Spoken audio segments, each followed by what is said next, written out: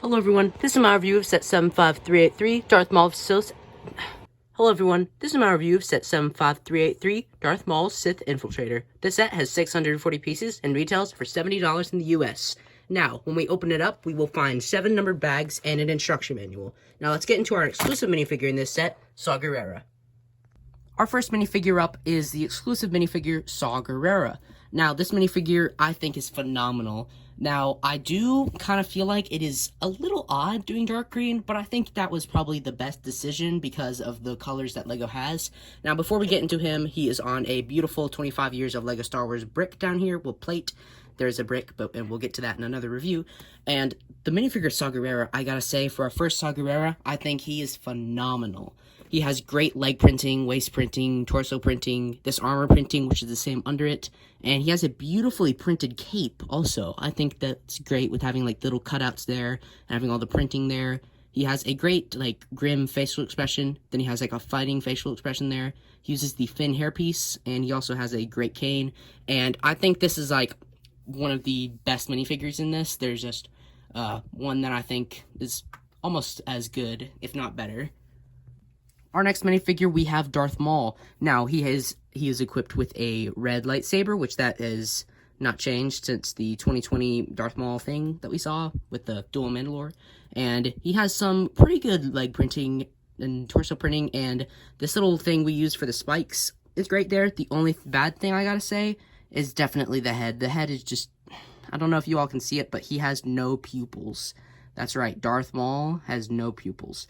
I gotta say, this is probably the weirdest decision for a minifigure to go without pupils. Like, I don't know why LEGO's starting to do away with minifigures and pupils. Like, honestly, the minifigure in the LEGO Star Wars 25th Visual Dictionary of this Darth Maul is better because it has pupils. Plus, that might just be nostalgia, but still, I think it's just better, and I would probably get that book just so you could have a better Darth Maul for this Sith Infiltrator.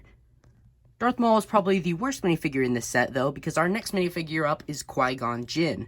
Now, I think this is a phenomenal character. It is almost as good, if not better, than Saw Gerrera, and he has a green lightsaber, which that's not the best part, but he has some great leg printing, and he actually has this little fabric cape here that we see in Episode 1, and if you wanted to remove that for, like, the battle with Darth Maul on Naboo, which they did not release a set for, at least as of the recording of this video, and if we lift that up, we can see some great printing underneath the front, and some on the back if we remove the hairpiece, and he has a double-sided expression, one with a fighting face for when he fights Darth Maul, and another one where he's just calm walking with Anakin. Speaking of Anakin, we do get a young Anakin Skywalker in this set.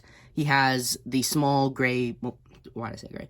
Small tan legs, and he has some great torso printing and some nice back printing. He uses a new hairpiece, new hairpiece, and he has a nice smile there with his freckles, and he has a little, like, surprised face on that, and I think that looks good.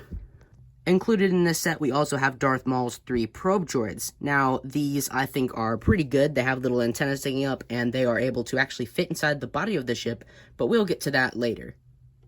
And our last build before we get on to the Sith Infiltrator, we have Darth Maul's little speeder here. Now, I think this was a pretty good decision to make it 1 stud long, and for good measure. Like, it's very skinny in the movie, and I think this is accurate. We can actually connect Darth Maul to the handlebars there if we remove his lightsaber and bend his hands like so. And then we can attach him to the handlebars, and that is actually the way he will sit in, because there are no studs on this. So if you just set him in there, he just comes off like that. Now, there he is. So we have to attach him to the handlebars to keep him from coming out of the speeder. Now, I think he looks pretty good flying across the canyon of Tatooine, and I think that's just a great inclusion that obviously had to be in there. And the main attraction, the Sith Infiltrator. Now, I think this is the best Sith Infiltrator we have gotten in years, and it just has a couple minor complaints from me. Number one, as you can see, it like M&R Productions said, I'm not just taking his opinion, I also have this opinion. I think, like, it should be more like this, but it's like that.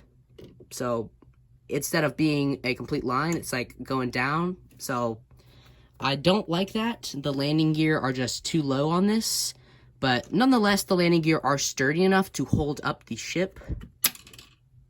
Oh, well, okay. Well, that's our first play feature. You can actually push these down to fire off a spring-loaded missile. Yeah. But anyway, other than that, we have the landing gear. We actually have some tail lights. We have a red one and a green one. And I think that looks good, and that's a fun little inclusion.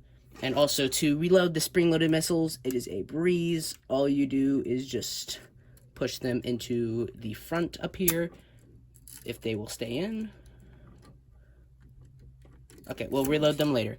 Anyway, we have some great detailing on the top of the ship with like some nice angles and different things. And up here we actually have this part that can be pulled up, and that is where we will put our probe droids. We'll put one in there, and one in there. I'm glad that the cockpit snugly fits all three minifigures, and I think that's just, well, probe droids, and I think that's good. As you can see, they fit in there nicely, and we can close that up without any problems. And on the other side of the ship, we'll also see that it's very clean. And what we can see is if we pull this back just a little bit, then that brings this dark red piece out, and that allows the probe droids to be dropped out of the Sith infiltrator. Now, how cool is that? Looking at the cockpit on the Sith infiltrator, we can see some nice greebling on the side, which that's good. And the wings, we have a little roller skate there to show greebling. And we can actually also bring the wings up for flight mode, and we can retract the landing gear there. I think it looks pretty cool in flight mode. What do you guys think? Now, looking at the back of the ship, we can see some nice thrust coming out of those green vents there, as in the movie. And we can actually open this cockpit up, which is beautifully printed, and pull this piece down to reveal an interior. Now, there's not going to be much finger space in there, so LEGO thankfully thought of this, and you can actually pull these pieces away to reveal more interior. Now, you'll see some clips right there, and that is it for Darth Maul's lightsaber. Now we can take his lightsaber and put it right there, and right there. Now, Darth Maul, you actually don't have to take him out of the speeder. He's still in the speeder, and he's actually supposed to be in the speeder. He just slides right in right there, and there's also a cockpit right there. There's this little groove that he fits in, and we close these up, then we close that up, and then we close that.